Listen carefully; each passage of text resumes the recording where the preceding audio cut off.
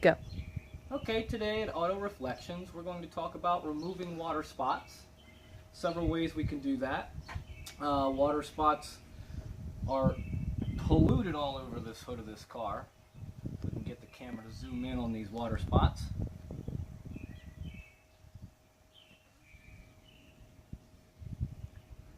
First, we need to start with a clean car.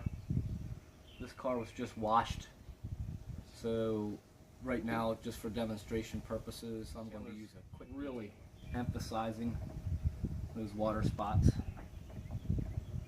Acid rain, hard water, neglect,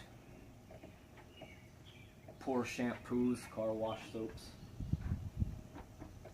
Some of the reasons. So we're going to start with a clean surface. We're going to tape off the products we don't want to run the buffer over. Alright, the first thing that we're going to try is a clay bar. Many manufacturers, they now have clay mitts. I'm going to use a clay bar. They offer fine, medium, and aggressive. Obviously you want to start out with the finest grit. It's like sandpaper. Very wet, so the clay bar doesn't stick on the paint's surface. You'll feel it grab a little bit. The grabbing is where it's actually picking up the dirt, the fine particles that have possibly embedded themselves into the paint's surface. When we're done running the clay bar over the paint surface, obviously we're going to remove the lubricant. In this case, I've used a Quick Detail product.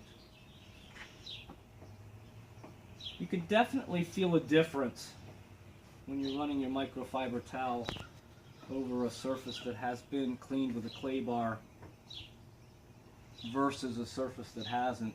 It's a little bit of drag on the surface that hasn't. Very, very, very, very smooth. So I'm going to use the 10FX polisher with an orange pad. The orange pad has some stiffness. It's a little bit aggressive.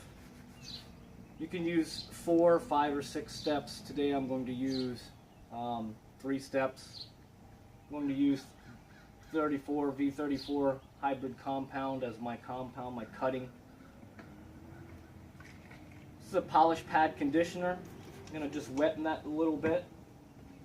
Shake my product. Get it all mixed together. So I'm going to just place some product on the surface. I recommend 2x2 areas, give or take. It's a pretty small section we're going to do, so we ought to be okay. So once we spread the product around, I'm going to turn my speed up.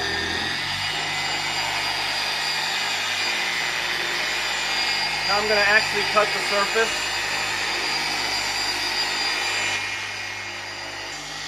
So I'm going to make 3 to 4 passes with my cutting compound. I'm going to go back and forth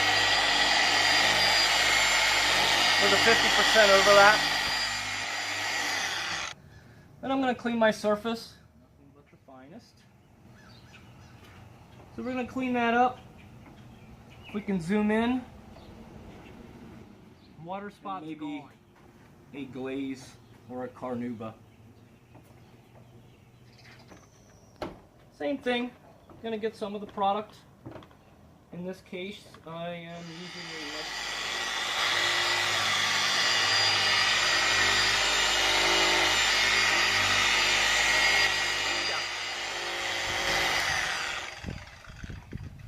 We finished off with step 2. I'm going to do the same cleaning process.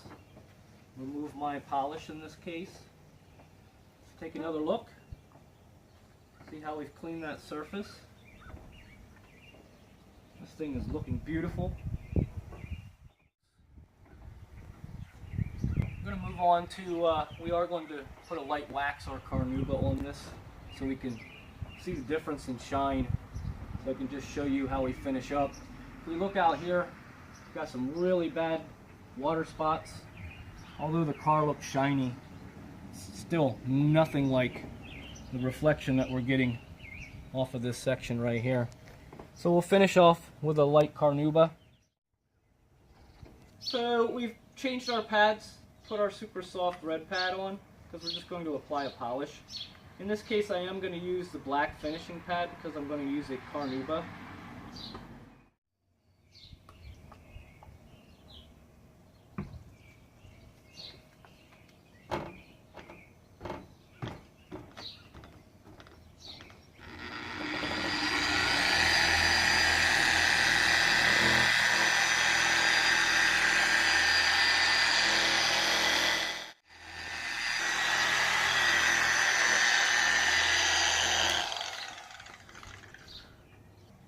So we apply our carnauba. We just chose to apply it by machine with the appropriate pad.